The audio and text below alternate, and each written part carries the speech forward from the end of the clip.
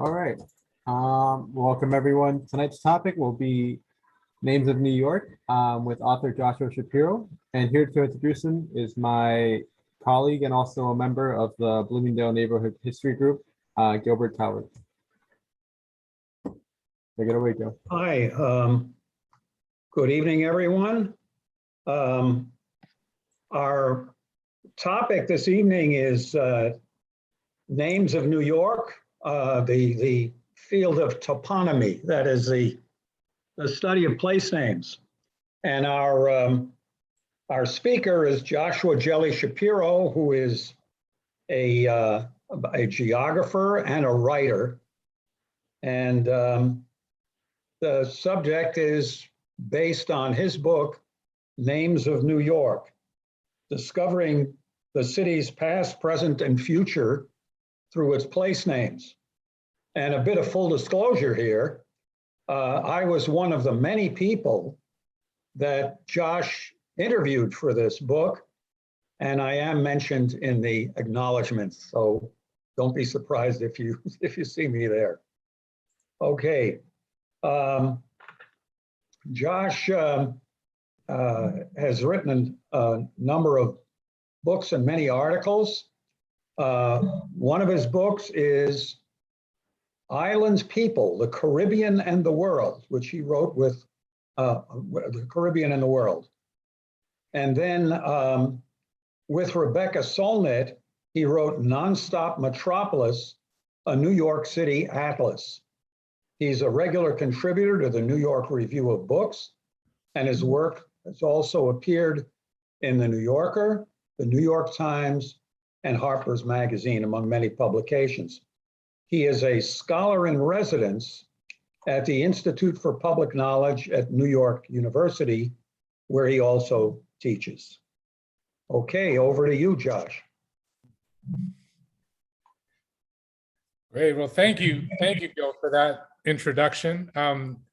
Thank you to Friends of Upper West Side History for having me, to everyone here. It's really a delight to be speaking to you all for a couple of reasons. One is that I've been a resident of the neighborhood, 96th and Columbus, to be precise, for the last 10 years or so. So I'm a proud friend of the neighborhood myself and resident. And also because, as Gil said, you know, he, no shame here, he was a absolutely invaluable source for this book. He's the sort of yeoman researcher behind oldstreets.com that I sort of used a lot in creating this book. And it's also fair to say that, you know, it's not every day I give a talk to people that include at least one person in the audience I know who'll know a lot more about this neighborhood history than I do. So it'd be fun to discuss all this with you all, but I'm really delighted to be here. And I'm just gonna talk through some of the sort of aspects of this book and what I was up to in writing it. It was really a great joy to work on. I started working on it before the pandemic, but then it, of course, became a kind of slightly different project, as many of our projects did during the strange last year and a half, 2 years that we've all experienced. But I think perhaps many of you share my sense that we have emerged, or at least are emerging from this strange time, you know, with our sort of love for the city, not only intact, but perhaps bolstered by what we've all been through. So in any case, this book, Names of New York, Discovering the City's Past, Present, and Future Through Its Place Names, grew out of, in part, this Atlas of New York I worked on that Gil mentioned, Nonstop Metropolis, which in part was based on the sort of idea that any of us who live in a city could and do map it in our own way, whether consciously or not. And of course, in being immersed in the city and its place names, I grew to be fascinated with them. Among those names, of course, I'd be remiss not to just mention, to situate here, right?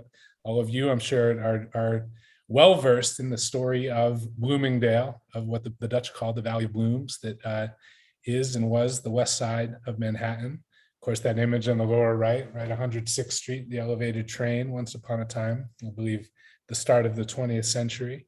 And of course, the story of a sort of place name like Bloomingdale, of the ways in which it begins as a Dutch name, a sort of reference to a place in the old world, becomes anglicized and then takes on new associations, new meanings across time, right? And I think that many of you here are also invested in sort of reviving the sort of meaning of, or a set of meanings around Bloomingdale and what it is to belong to a community of whatever name. And as I mentioned, just I'd be remiss not to mention, of course, Gil's site, oldstreets.com, and all the ways that I've sort of drawn on it in this work. It's important to note in terms of sort of inspiration for what I do in looking at the names of New York, if there's one book that kind of inspired this project most, it's George Stewart's classic book on the toponymy of the United States. Toponymy, being a word that few people know. I've had fun over recent months kind of getting asked by various reporters, what the heck is toponymy? And it is a field. You can't go get an advanced degree in it, but it is a sort of thriving subfield, if you like, of geography. It's been around for a long time. And this book by George Stewart is this wonderful kind of tour ode to the place names of America, the United States. It was published in the 40s, recently republished by New York Review Classics. And one of the things that I identify with, or sort of was struck by in Stewart's book that I recommend to everyone, is he says here, right, there's something unique about place names in the United States as compared to the so-called Old World, to Europe, but also to Asia, to Africa, to other places that have been continuously inhabited by changing, but also sort of continually evolving groups of people for centuries and even millennia. And that is this, as Stewart put it, in older countries, the story of naming was lost in the ancient darkness. But in the land between two oceans, much of the record could still be read. Who gave the names and when, and even why one was chosen rather than another. And of course, what he's getting at there is just the ways that in all place names, right, lie stories. And in American place names, there are, of course, all the sort of amusing and great ones, especially out west, that we can think of, Truth and Consequences, New Mexico, or here on the East Coast, right, a place like Cape Fear or Providence or Troublesome Creek. These places, right, sort of evoke stories in our mind and, of course, grow from stories. But there's also, of course, stories that lay within names that came before, right? Names that came before the conquest, the arrival of settlers from Europe here and to this continent.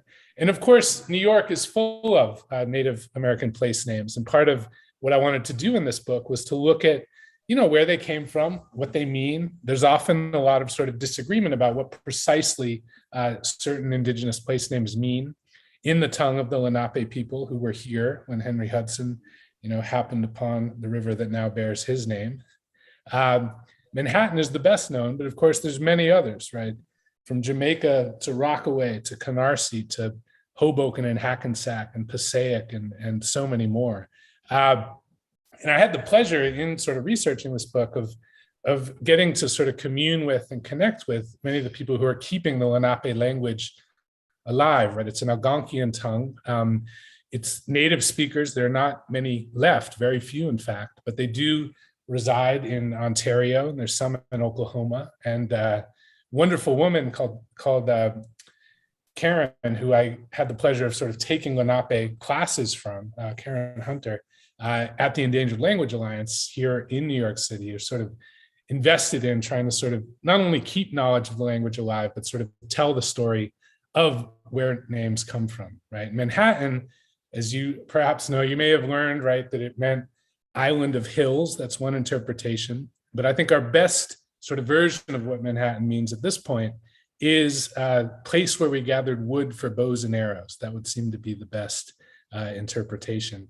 But like many Native American place names, that's only a guess in the sense that one of Hudson's sailors, right, wrote down this name as he heard it from one of the people they met. But what exactly he heard, what exactly was trying to be conveyed to him is sort of lost to us now. I go through in the book, right, this sort of colonial moment, this moment of the Dutch for some decades, and then of course the English arriving and sort of both leaving their impress on New York. We're all familiar, right, with any number of Dutch place names that sort of sound Dutch, right, from Van Cortlandt to Van Brunt, Bleecker, Dowry, right, which comes from the Old Dutch for farm road. there are many words, and this was one of the things that I was sort of really struck to learn, that are neither Dutch nor English, but a kind of strange, commingling of the two. Bloomingdale, in fact, is one, right? But there's so many more, so a name like Coney Island, right?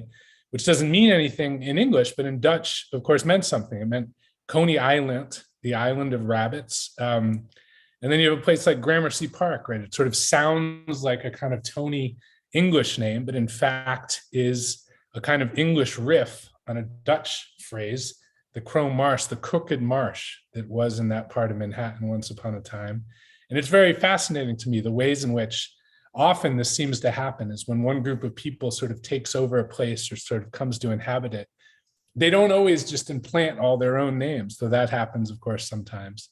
Also, what happens is they essentially just sort of riff on or adopt names that came before. Of course, one of the sort of key breaks, right? One can sort of map all across New York City the moment of the American Revolution, of the birth of this country. And naturally, that sort of implanted all manner of new names on the cityscape of New York. We don't necessarily think about, for example, all the streets of Soho, the part of Lower Manhattan where Mercer Street and Wooster and Sullivan and Thompson and Broome, all these streets that we think of just as streets, but of course are named for people who were once sort of famous heroes of the Revolutionary War, in part kind of lost to history, but are and were sort of famous in their own day, and now are famous in ours, if not because of the people, but because of these names. Of course, Fort Greene Park in Brooklyn. There are many, many sort of names that date from that era. But one of the interesting things I sort of looked at is the ways in which sort of customs of naming changed with the birth of the United States. And one of those ways was that in English days, when New York was an English colony, the custom that those of you who've spent time in London will be quite familiar with, the custom of a street changing its name every block, right? So that you say, you're in Oxford Circus, you're in Little Portland Street, rather than on a street that extends for many, many blocks. And one of the things that happened in New York in the early 19th century was to sort of change that custom, to imagine streets like rivers, in a sense, as going on and on for more than one block. That was a sort of effort to Americanize place naming, if you like. That's a striking kind of story. Of course, one thing that also happened was just getting rid of all the allusions to King George, to the king, to the queen. We still have queens, of course. We have Kings County, in fact, right? Otherwise known as Brooklyn. But Lower Manhattan used to have a few George streets. It had King streets, Queens. We have Prince Street still, but many of these sort of allusions to British monarchs naturally were gotten rid of after the war. I have a chapter in the book that's devoted to the ways in which real estate developers, people who have been sort of literally responsible for growing the city, for building new developments, have sort of lent their own impress on its place name. Sometimes we don't think about the ways in which those people, or sort of people who have a vested interest in sort of developing and selling a neighborhood as a commodity, can sort of play a huge role in naming it. Of course, there are many examples, LaFrac City out in Queens, right? It's just named for its developer, Richard LaFrac. There are many, many examples like this. One of my favorite, also out in Queens, right? Arverne, New York, down by the Rockaways, got its name from the fellow who built up that neighborhood, was called R. Vernum. He signed his checks, at least, R. Vernum. And the story is that his wife liked that sort of phrase, that sound so much, that she sort of, urged him to name the neighborhood Arverne. And so there it is. Utopia Parkway out in Queens, right, alludes to a development that actually was never finished, right? In the early part of the 20th century, there was this sort of scheme to create this new subdivision at the moment when new subdivisions were going up all over Queens and the Bronx and what was until then farmland, right? And Utopia was going to be unique because it was going to be open to Jews, among others, right? The marketing was sort of to new immigrants in the Lower East Side to come out to breezy Queens and find your utopia, essentially. Sadly, the developers of this would-be development ran out of money, but Utopia Parkway remains. And so there's this sort of wonderful sort of story about the ways in which these kind of strange sort of efforts at naming or at development become left on the streetscape. I have a whole entire riff that, as I say, is really owed in many ways to Bill Tauber's research here. That's thinking about, right, the ways in which honorary streets are sort of named and made to sort of gain meaning in a community, right? One of the things about New York that's sort of distinctive about this city in comparison to many other American cities is the comparative ease with which city council and local government can sort of add these honorary second names, as they're called, to street corners, to blocks, to long segments of blocks, as is the case with Upper Broadway, right, named Juan Rodriguez Way for dozens of blocks, in fact, after one of the founding heroes of the Dominican Republic. Many of you perhaps sort of saw the story a couple years ago, the sort of wonderful renaming of a corner, West 63rd and Broadway, for Sesame Street, outside the Children's Television Workshop's longtime offices. Humphrey Bogart Place, right in the heart of Bloomingdale, right on West 103rd Street. But there are many, many, many of these things, right? I think the statistic, you'll correct me if I'm wrong, but something like 4 out of 10 of every local laws that City Council passes now have to do with, right, these honorary second names. And it's an interesting thing to sort of think about the ways in which these things are, they're a wonderful way to sort of hail local heroes or people who are admired by local communities. There is, of course, a really vital and important conversation going on in the culture right now in the city as well, right, about renaming streets that may give offense or that honor histories that we may wish to forget or disavow. And that's a debate I've, sort of been involved in thinking about, right, and something I'd be delighted to talk with you all about. But it is a really interesting, important, I think, distinction in New York, the ways in which these honorary street names can happen here. And we can talk about the sort of pluses and minuses of that being the case. But for me, these names are a kind of wonderful second order geography, right? This way of sort of, not necessarily of getting around, but just of understanding those who've sort of created meaning on these street corners or who are identified with various corners of New York.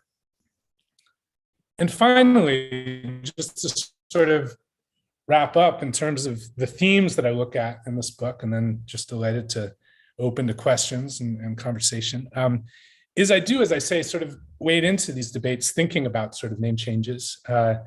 For me, I have a sort of moment in the book where, as I put it, a name can't ever be divorced from its root, but it's also an opportunity. And what I mean by that is that names can sort of take on new meanings across time, right? Think, for example, of Harlem, right? This is a place named by Dutch settlers, right? Men associated with the Dutch West India Company, which is to say people associated with the slave trade, the building of the Atlantic slave trade. And nowadays, right, there's no conversation with good reason, I think, about changing the name of Harlem, right? In large measure because Harlem has taken on a different meaning, which is to say as a center of African-American culture and of freedom struggles and pride.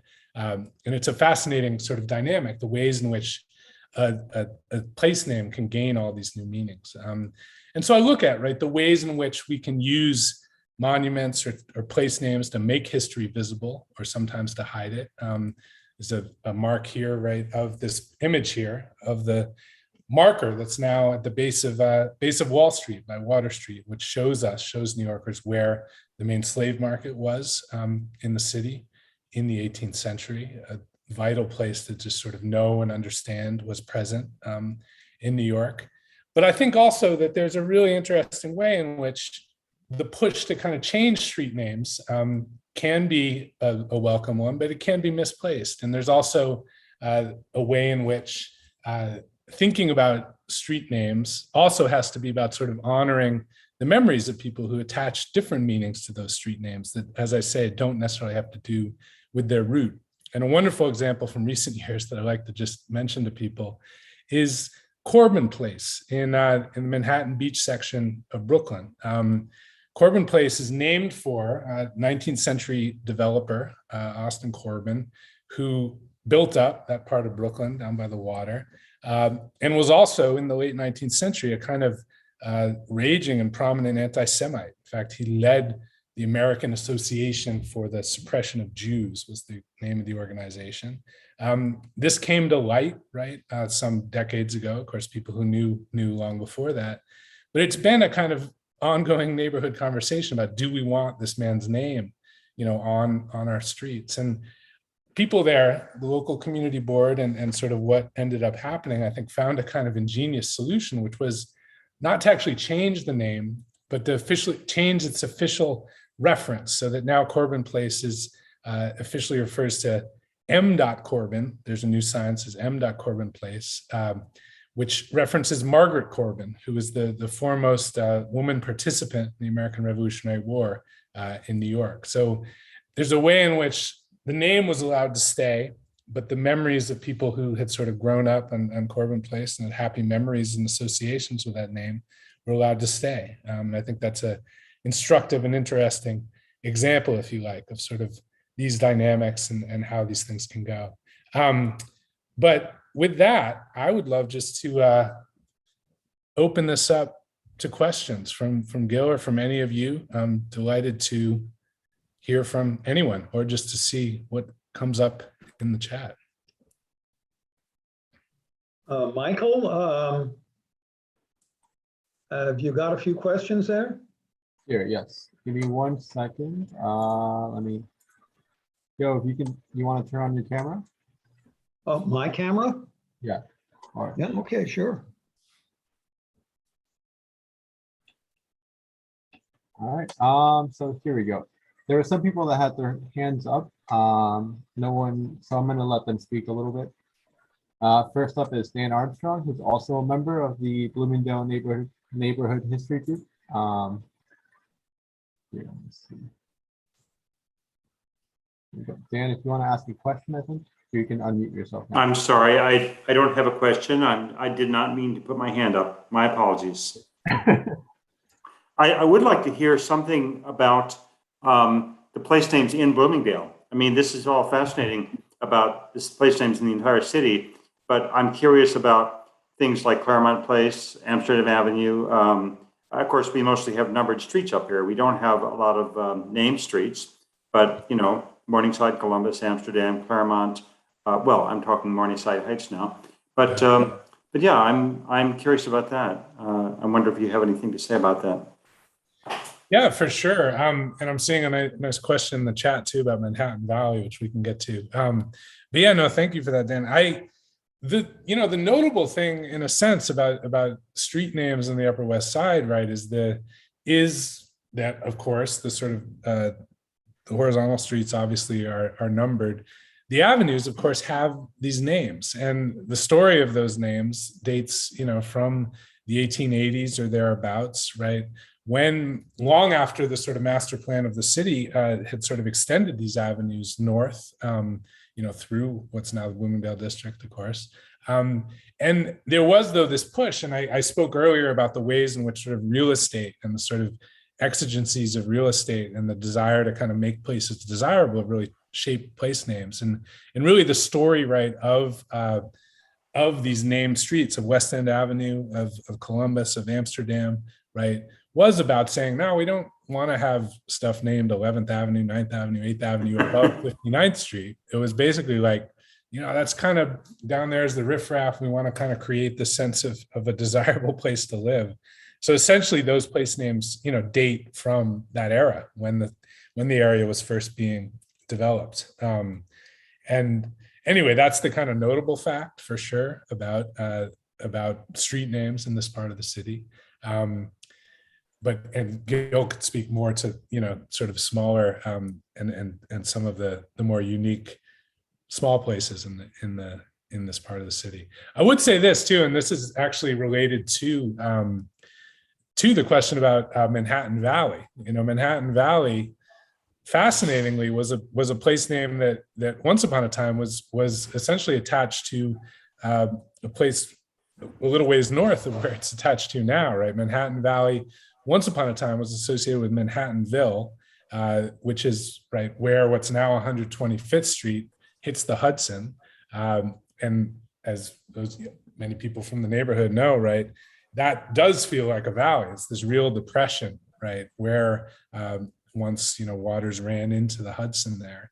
And that name kind of fell by the wayside at some point. And it was only in the mid 20th century, right, that Manhattan Valley essentially moved down toward what's now Manhattan Avenue, right, running parallel to Central Park West and to Columbus, up in, just lasts for a few blocks there in the hundreds. But essentially, that also was a story about sort of real estate people, as best I understand it, sort of wanting to sort of rebrand and rename this particular part of the neighborhood as a place that was desirable to live. But it's a kind of curious and interesting story about how a place name can literally move, right? Manhattan Valley was some blocks north, and now it's where it is, where we know it to be. Thank you, Joshua. So there are 2 more questions on the chat, and then we can go to the question and answers on the Q&A.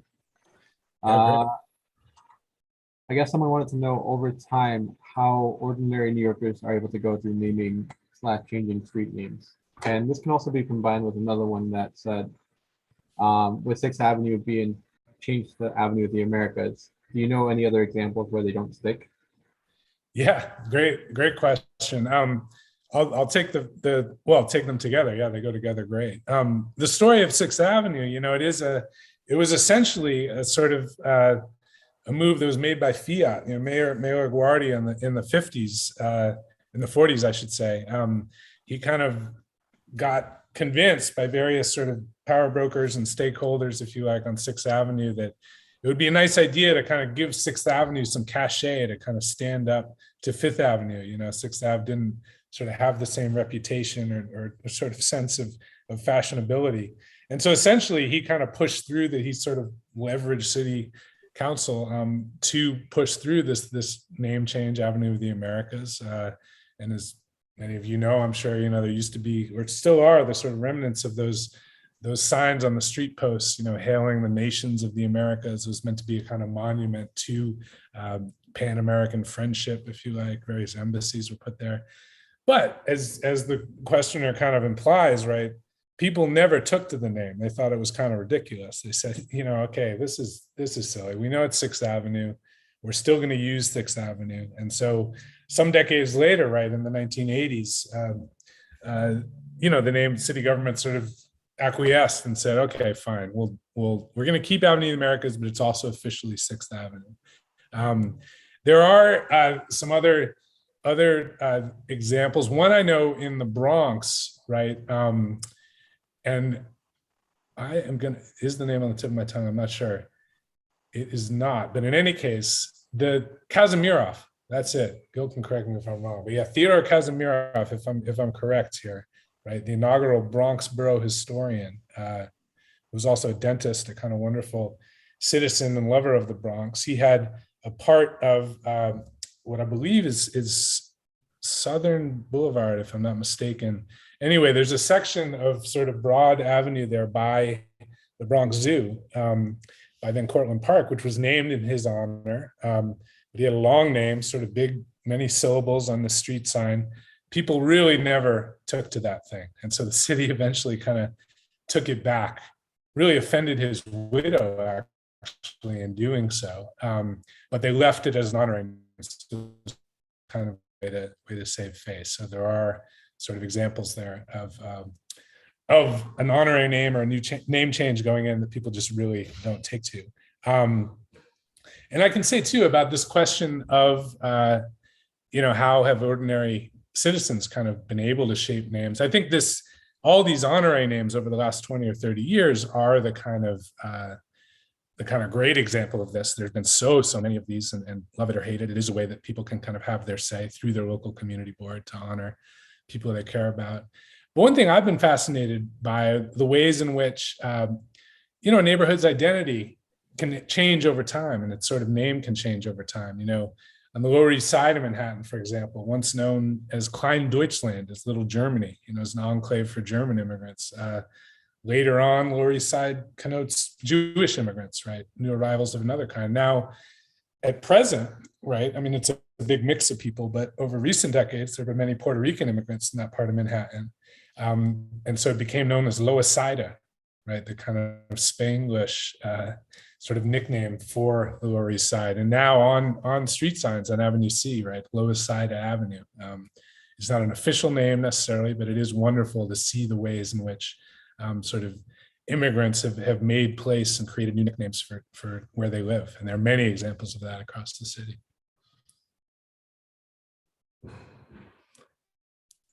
All right, next question is, what is the history of the name behind Hell's Kitchen?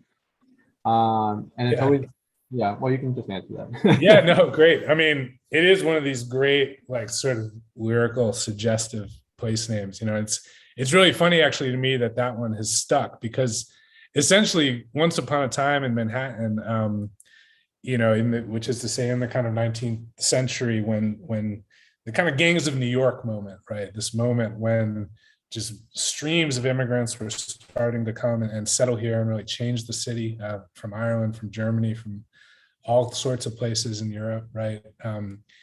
There was all these sort of nicknames attached to these kind of tenement districts, which were sort of thought of as dangerous, as sort of unruly, as nasty.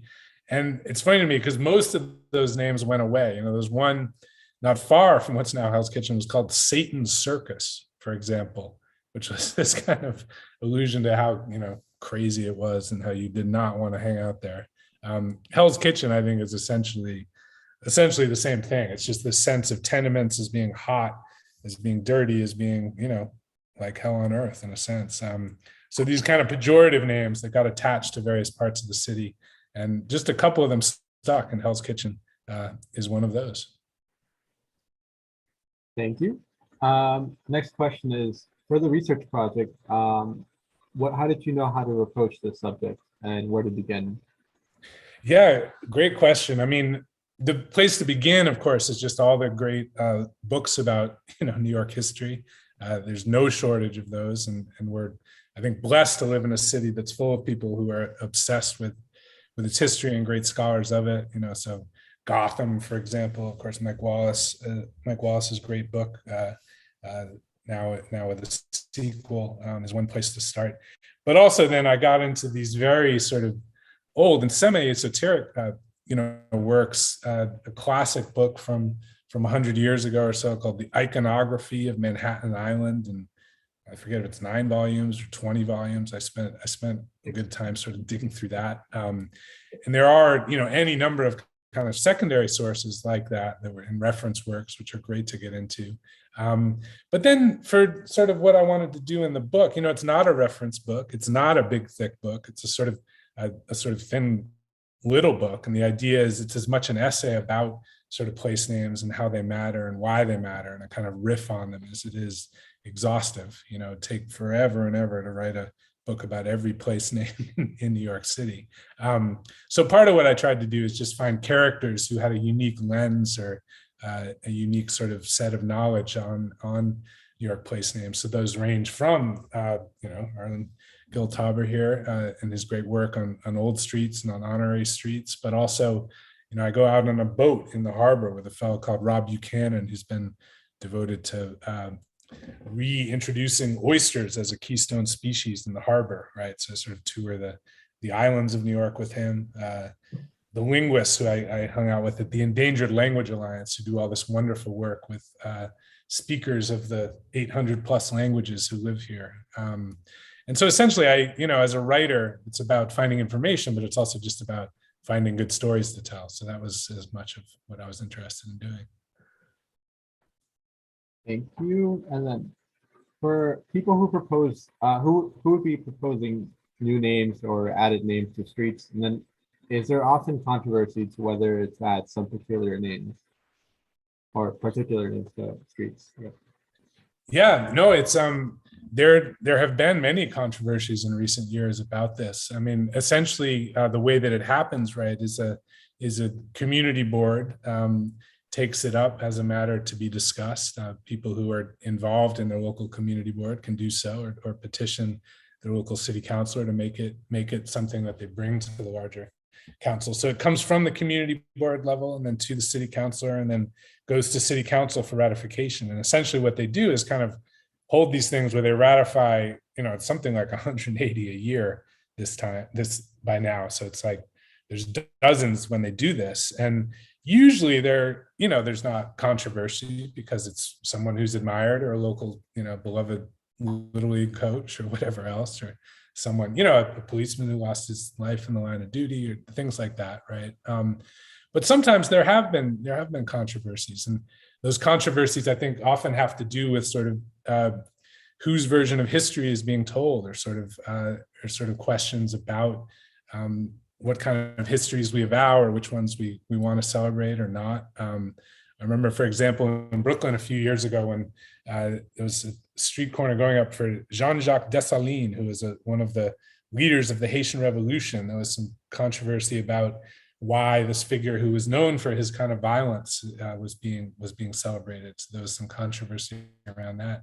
And these things have sort of welled up, but they've tended to be, the honorary second street names haven't tended to be terribly controversial, I think in part because they're not actually changing a name, they're adding new names, right?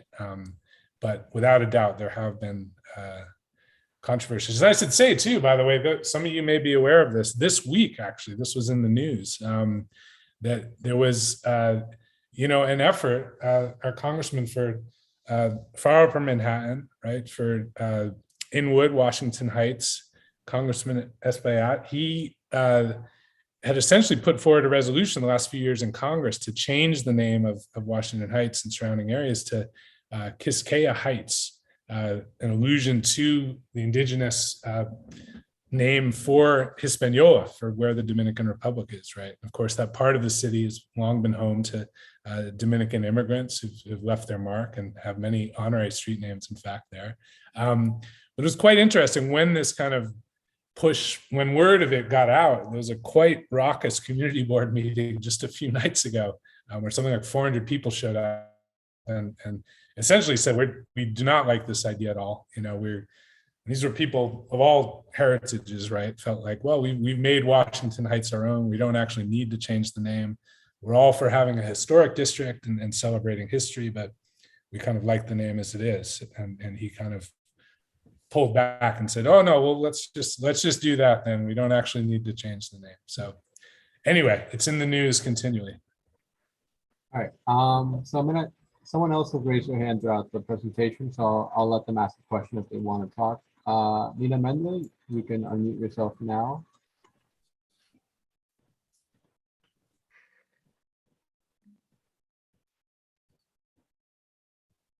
Or maybe not. I could just say what, love to hear from the questioner, but I'm just seeing one in the chat about names of avenues in Harlem, Malcolm X, Marcus Garvey, etc. And those, and the questioner asked about Martin Luther King too. It's an interesting thing, right? That yes, Malcolm X, which is the other name for Lennox, right? Marcus Garvey. These names, essentially, these second names went in starting in the 1980s, which is when, cities and towns across the country actually named, many of them gained streets named for Martin Luther King in particular. Harlem, as this sort of, center of Black culture and history, named several more. I think this is thanks to local representatives and city councilors and so on.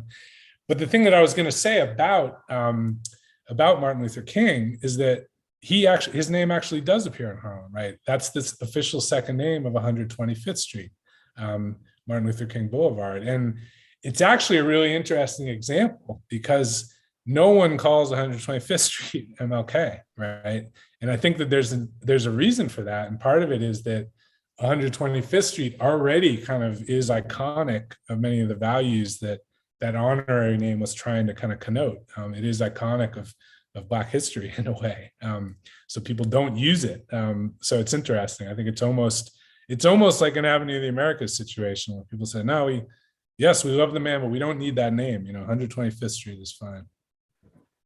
All right, next question is, how did Stryker Bay get its name? Say again? Stryker's Bay get its name. That I do not know. Okay. Stryker's Bay. Gil, do you know? Well, can you hear me? Am I muted? We can hear you. Oh, all right. Well, there was a guy named Stryker. Let me see. You know the name Apthorpe. Mhm. Yeah, so Apthorpe bought a chunk of land and then he decided to build a house on it. And there was already a house existing at the northern end. So he sold that stretch of land to a guy named Stryker. And that was in 1764. So that's where the Stryker comes in. And I think the Stryker's name still shows up on property maps well into the 19th century. All right. Excellent. There you go. An answer and the year. Yeah. Thank you. Okay, so then if you could change, if you could, which street name would you change because of negative connotation? Or just in general, I guess. Yeah, great question. I mean, it's kind of a non-answer in the sense that I am someone who I believe it's the prerogative of the communities who are in any place to change names as they see fit. I think that is basically the answer to this stuff, and those conversations are often tricky and difficult.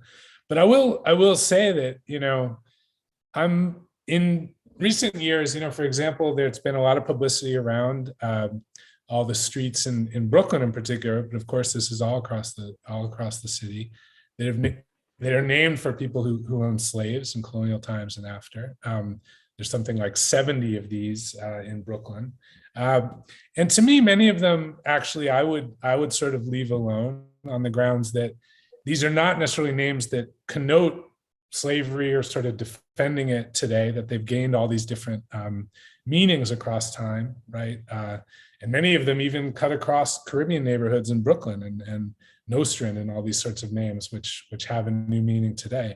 I would say this, actually, though, there are a few remnant right down in Fort Hamilton, streets named for Confederate generals. And those names, right, not only because of what those names kind of signify in American history, but also because of when they were put there. The debate about Confederate names, many of them, is not just the debate about, oh, this is history we shouldn't forget, which is a point that I understand, but the question becomes, when was it put there and why? And many of these Confederate street names were put there in the early 20th century, basically to assert and affirm white supremacy. That's why they're there. And so I think there's nothing wrong with getting rid of those names if you sort of study when and why they were put there. But I'm also not someone who says we should get rid of absolutely everything that connotes history, because I think it's important to face history and to remember it. Thank you. All right, so then another question was, where you mentioned Satan Circle earlier in the talk. Do you know where that neighborhood was? And also if Chelsea, in the western side of Chelsea, did it have its own colorful nickname before Chelsea, I guess? Yeah, no, that's a really good question. No, it's Satan Circus. I'm pretty sure it's actually kind of current day, like around Times Square, basically. That I believe it was kind of adjacent to Hell's Kitchen. So it was like this whole kind of area was thought of as this kind of down and heel place. But there are many sort of places, obviously the Lower East Side, what's now known as the East Village, right? Or these sort of notorious tenement districts. So there's all kinds of sort of nicknames for that for those kinds of neighborhoods once upon a time. Yeah, and the question about Chelsea, it's interesting, right? Because we have today we have all this kind of subdivision of neighborhoods trying to make smaller and smaller designations. Partly it's about, as I said, kind of real estate and about sort of branding districts. And we have, obviously Soho and Tribeca and all these acronyms, Triangle Beneath Canal Street, south of Houston. But now we have Nomad, we have Nolita, we have Dumbo. We have all these kind of things which come from sort of real estate folks. But to the question, right, about the far west side of Chelsea, I'm not sure about a neighborhood name, but once upon a time, 10th Avenue there was known as Death Avenue because of how many people lost their lives because of trains that were sort of rumbling up and down there. So there was a sort of not great connotation there. I don't think you want to live on Death Avenue, but there's other answers to that question, I'm sure. Thank you. Follow-up, or next question would be, do you know the origin of Morningside, from Morningside Drive Heights? Morningside Heights, Morningside Drive. I knew it once upon a time. I'm not remembering it. I think that's another question for Gil. Morningside, Gil. I think it may have originated with Olmsted and with Olmsted, Yeah. or with Bishop Potter, who was the guy who was behind.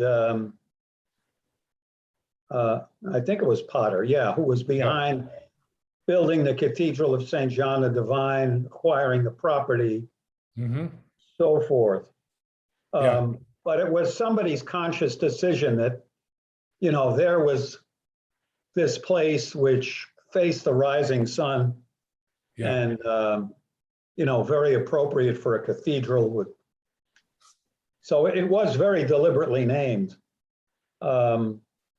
And I think also with kind of a promotional intent also, because they wanted to have a nice neighborhood grow up around the cathedral.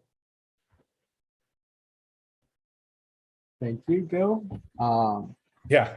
And this, I could say too, sorry, just to say there's a whole riff, a little book one could do about all the places in the city that are named, Morningside Heights. That's actually apt because it's up high compared to where it's adjacent to, but there are so many place names in the city that are about, heights, especially across Brooklyn, Prospect Heights or Jackson Heights out in Queens or Crown Heights. Many of these places are not actually high.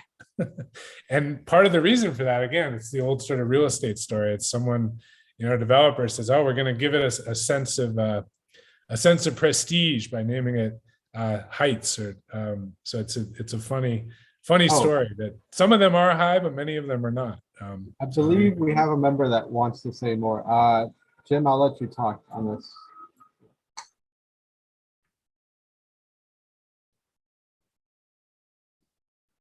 Maybe not. I see Janet Mackin's name up. Oh, Yeah. sorry. Can you hear me? Yes, we can hear you now. Oh, Joshua, fabulous book. I read it in one sitting. So Great, thank you. back to Morningside Heights. Yeah. It's We curious. have to say the picture on the screen is not Jim Mackin. It's his much better looking wife. My Janet. apologies. I haven't figured out how to get my video going. But anyhow, Morningside Heights is interesting. Jim? Oh, Hello, Jim? Can you hear us? Okay. Hold on. back. There I am. Thank you. There you are, okay. Excellent. So Morningside is a wonderful word. It's incredibly poetic, and Gil kind of described it. It's not in the Oxford English Dictionary. It's a proper word which speaks volumes, which means it's held its own for about 150 years. The earliest reference I could find on it was from 1870, and it's in the context of Olmsted doing the work to create Morningside Park. So it all starts around then. The exact timing may be a little bit off, but that's pretty much it. It's just a fabulous word, and I'm so glad it got some attention here. So. No, that's great. And there's so many, as we say, these coinages by people who are trying to sort of come up with something that sounds nice. And I love, for example, many folks here remember the old Idlewild Airport, vicinity of what's now JFK. And of course, Joshua, can I brag about a little trick that I invented years ago? And you kind of touched upon Malcolm X Boulevard, which has an X in it. Previously, it was Lenox Avenue. That has an X in it. And previously, it was 6th Avenue. That has an X in it. Just a nice way to remember all of that. Yeah. No, fascinating. It's again, I see a question here about Adam Clayton Powell Boulevard, which again, similar similar sort of geography instead of stories. But you know, I was going to say about Idlewild is it was on the site of the old Idlewild golf course before there was an airport there. And this, if you look up that word, it's a similar kind of, you know, okay, it means connotes a kind of ideal rural place full of glades and so on, Idlewild. But as best we know, it didn't enter the English language until I believe the Anne of Green Gables novels. It was like this imaginary place in there. So whoever coined the name, the Idlewild Golf Course, you know, seems to have been a fan of Anne of Green Gables. And there's so many stories like that where whoever had this sort of opportunity to create an appealing sounding name, they often availed themselves of that. And sometimes they stick, sometimes they don't. But yeah, Morningside is a gorgeous one, without a doubt. But perhaps not as gorgeous as the Joe DiMaggio Highway. Fair enough. I'm joking, but Yeah. do you think there's perhaps a bias for, you know, when you ask people the greatest song of all time, there's a bias towards current songs.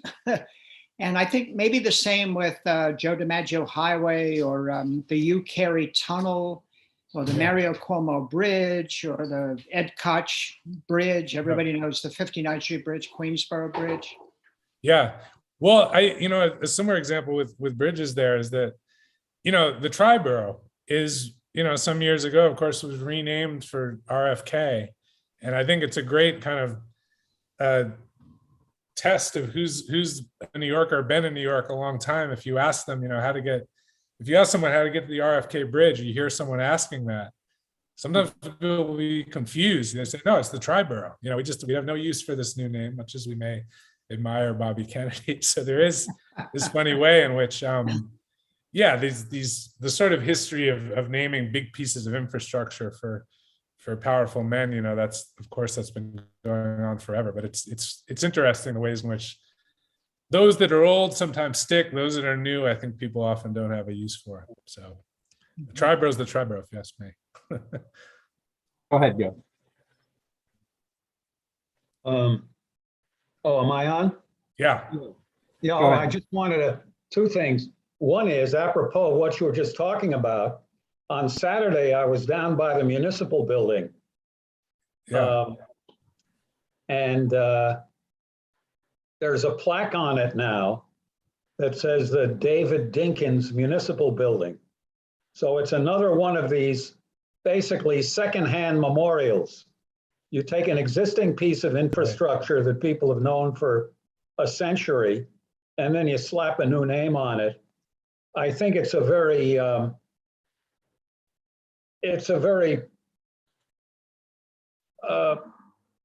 feeble way of honoring somebody. You know, once upon a time, they put up bronze statues of people. It doesn't happen that often anymore.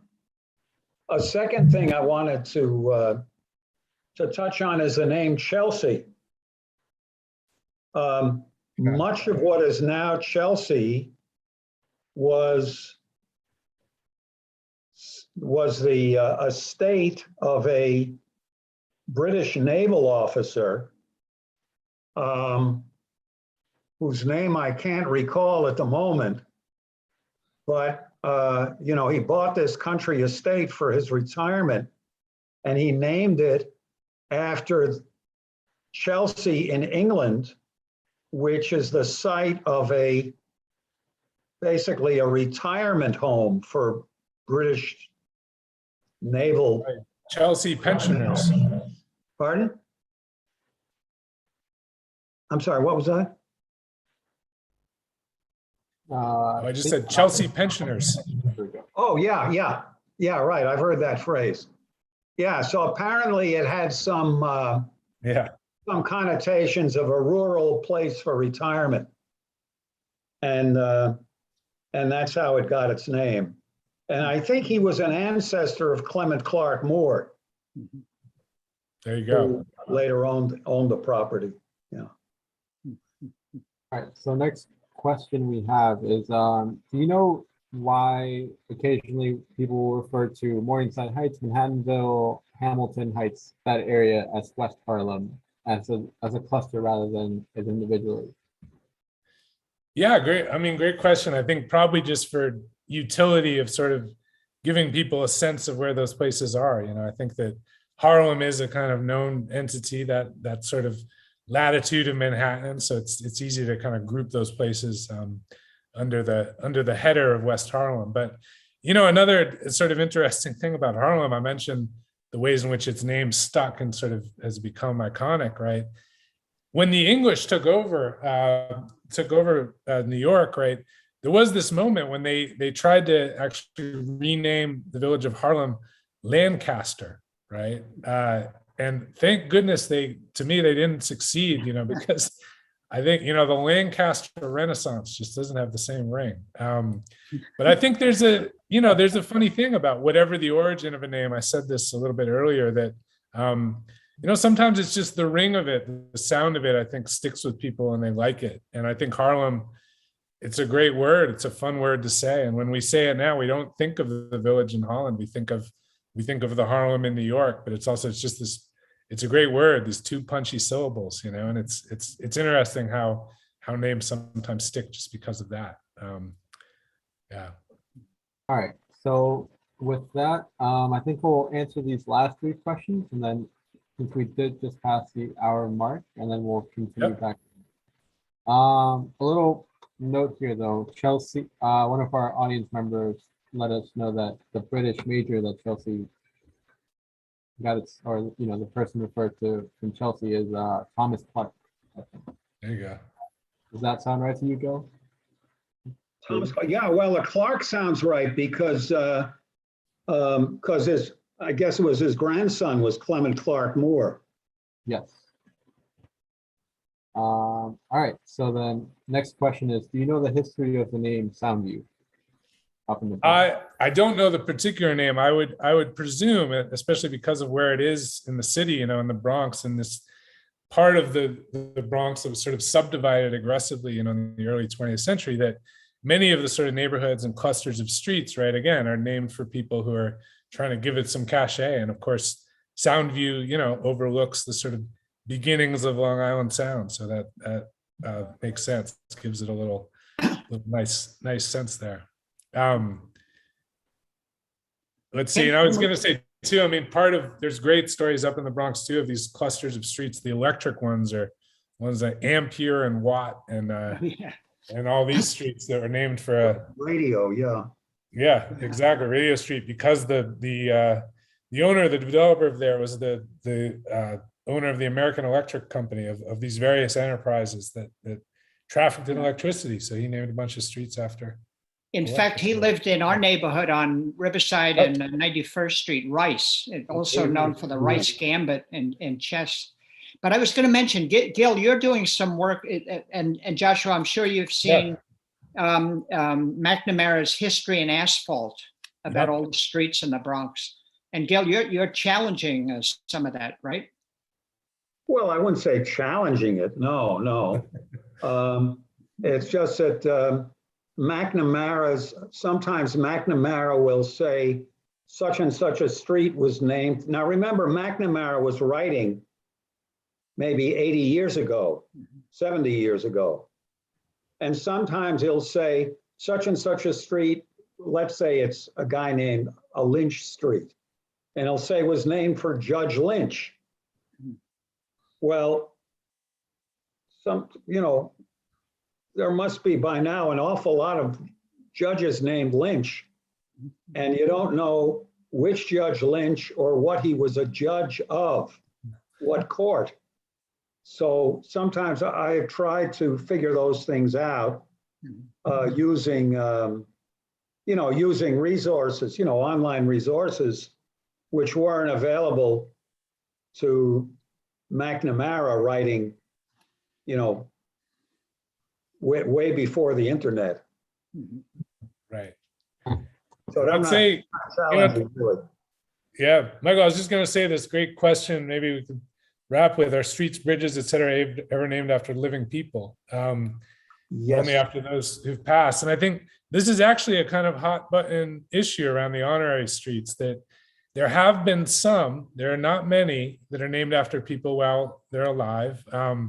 One that I sort of touch on in the book, right, is Regis Philbin, who's now passed away not too long ago, but like 30 years ago, he got the block he grew up on up in the Central Bronx was named for him. That's a nice thing. Proud of where he came from. Fair enough. But I think there are some people, and I won't mention names, who feel like perhaps people actually should be passed away before they're honored in that way. That might be a way to kind of see if a name or reputation kind of stands the test of time in a sense, and perhaps we honor people after they've passed on. I'm agnostic about that question, but the honorary Second Street names, certainly there have been some for people who are still alive, but usually it's after they've passed. And that's a ongoing question, ongoing debate. Thank you so much, Joshua. And that's a wrap for the end of the presentation. This will be live on our YouTube page tomorrow morning, and you can get the link from the Upper West Side History website. I put the link for Joshua's book on the chat. If you guys are interested, please refer to it. And yeah, have a great night, guys. Wonderful.